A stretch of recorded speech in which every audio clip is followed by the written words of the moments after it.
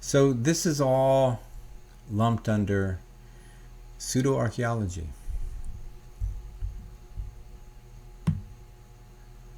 Now, that's a lot of stuff. And most of it is seriously just taking myths as history or biblical accounts as historical. So if you believe, oh look, 500 cultures around the world talk about the flood, and so does the Bible. Well, that's pseudo-archaeology if you believe that. I've made videos about the Ice Age being a myth, and I didn't know this. I always thought the Ice Age was connected with the flood, either a meltdown of the Ice Age to the modern times caused floods or flooding that was interpreted as a flood, and or I've also read in I've read some flood geology literature. I guess technically that's considered creationism. Actually, I have read a creationism book too. It was like this, probably the most valiant attempt to reconcile science and religion that I've ever seen or heard about. But like, you can't have that, and that's the thing. What is the real issue here? Science is not afraid of speculation. Science speculates all day long. Like 96% of the universe is dark energy or dark matter. That's firmly established, you say. We know dark energy exists. Well, actually, somebody crunched all the numbers. Like, they can actually, they have approximate estimates of the number of atoms in galaxies. No joke. So they just crunched the numbers. Like, oh, let's see if all our theories work. Well, they didn't. They were so far off that they had to literally say, like, they claim this is the mathematical detection of dark energy or dark matter, which just materialized out of nowhere when they needed it to plug a 96% gaping hole in their theory.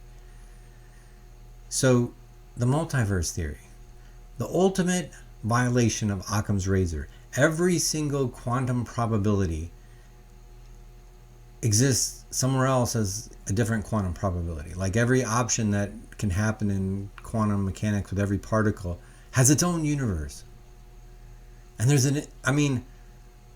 technically, whatever that number would be, it might as well be infinity. So there's an infinite number of universes out there. There's no evidence for that. That's all just theory. String theory is all just theory. The whole Copenhagen interpretation of quantum mechanics is all just theory. I didn't realize this. I thought quantum mechanics was like, wave particles and particles with the wave particle duality and particles with like positive 1/3 charge or negative 2/3 charges and this, that, and the other thing. They don't. That's all speculation. The charges, that always seemed like nonsense to me. I'm like, how does that work? I understand magnetism. I understand positive and negative charges, but what's a negative 1/3 charge? What's a positive 2/3 charge? What are these things? That's just all made up. They just made that all up. There's better theories. Go Google, go YouTube. They have like these vibrating oil baths that have, in classical physics, replicated the double slit experiment. These little bubbles, they're vibrating on like this oil bath, the surface of an oil bath, and they passed it through. It has like these ripples coming off of it, but it's also a particle, so it's like this wave particle. And when it passes through, they did the double slit thing. It creates the exact same interference patterns. It's like, oh, this is how it happens. This is a better model of, as opposed to, until somebody observes it, it exists in this dual state of wave and particle at the same time, and Schrodinger's cat. Like Schrodinger's cat, that was actually to show the absurdity of this interpretation, and it was just taken for granted that, a cat can be alive and dead at the same time. Just everyone just blanketly accepted it. It's all nonsense. the pilot wave theory combined with the oil bath stuff is how it's happening, and that oil bath stuff explains like three different things. It explains the valence shells of the atoms or something like that, and then it explains the double slit experiment, and it explains oh yeah, they also had the quantum tunneling effect demonstrated with it. So all this bizarre phenomena of quantum physics is explainable without all this. That's all known as the Copenhagen interpretation.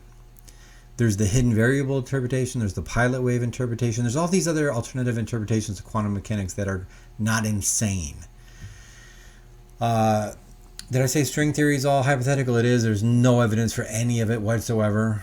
This whole quantum gravity thing is just all speculation. What else is all speculation?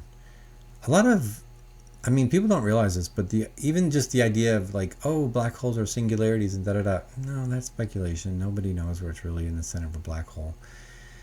And black holes were used to be these like very rare objects, and now they're everywhere. They're like, you know, supermassive black hole observed eating, and they say it's like devouring something and something like that. And it's like, it's always simulation showing you what the video is doing. It's never, we couldn't observe that in 1,000 years. Like if we had a video of 1,000 years and just sped it up really fast so we could actually watch it, it still wouldn't be enough time.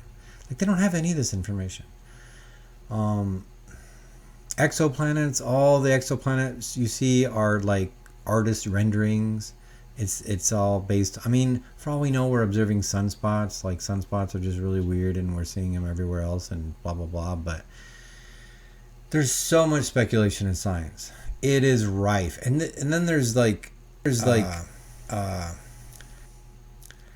mean, I can't even talk about some of the other speculation because it's like whatever, but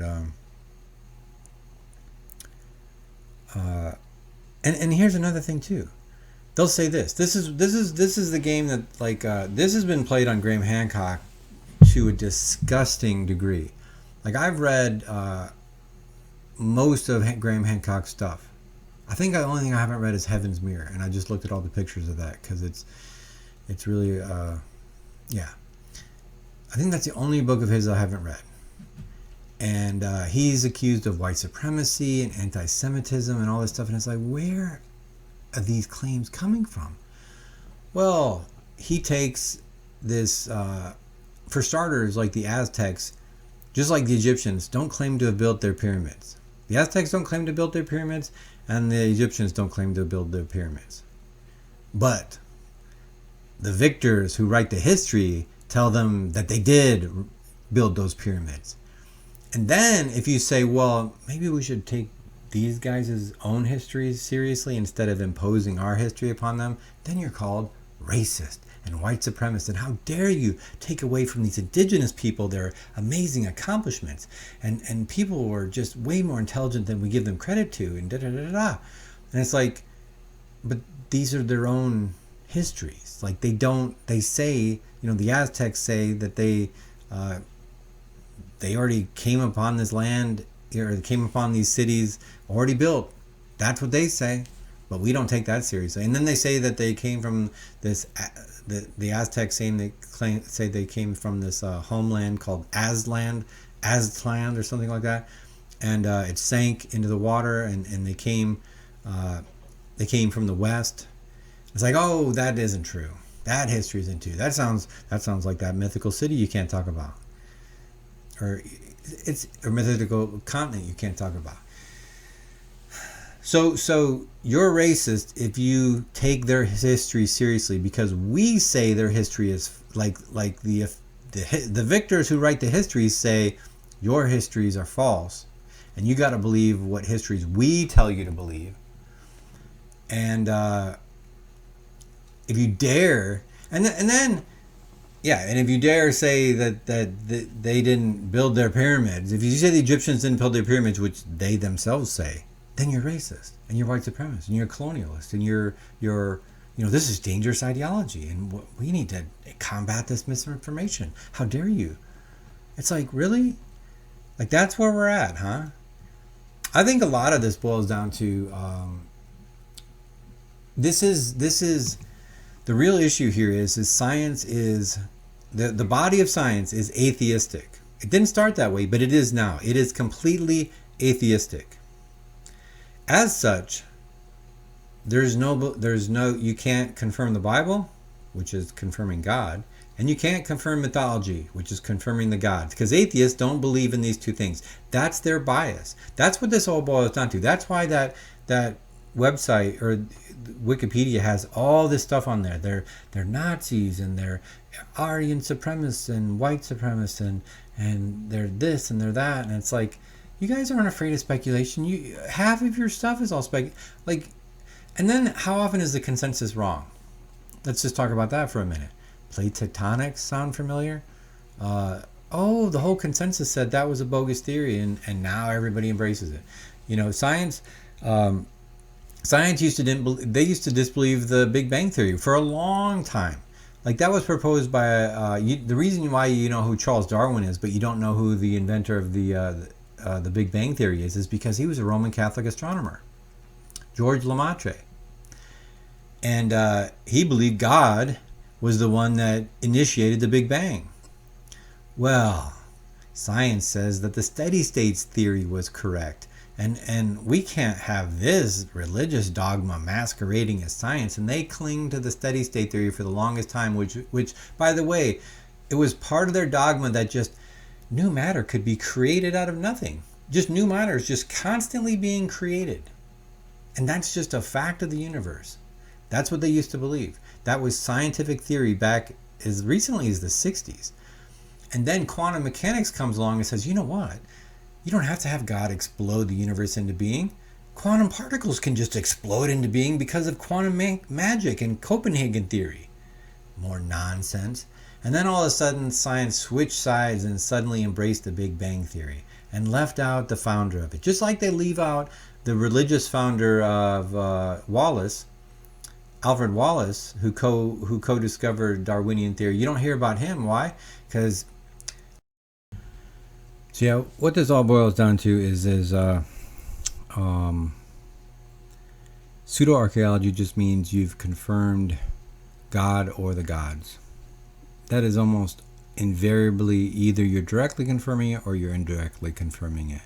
And they're going to throw everything in the book at you for daring to do such a thing because science is atheistic.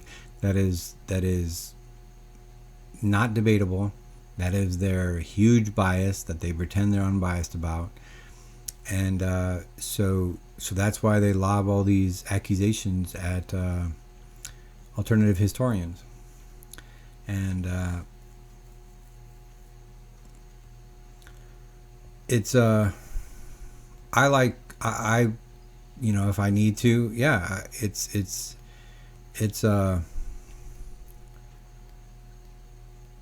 I don't believe anyone in the alternative history. I mean, I think there have been in the past some Nazi ideology and some nationalism and whatever, but that is not the main thing here is I think taking indigenous history seriously and trying to figure out who these gods are and what happened to this civilization. And one of the key pieces to that is the flood. That's why it's so hard to find evidence for it. So anyways, that's all we got for today. Thanks for tuning in, and we'll see you next time.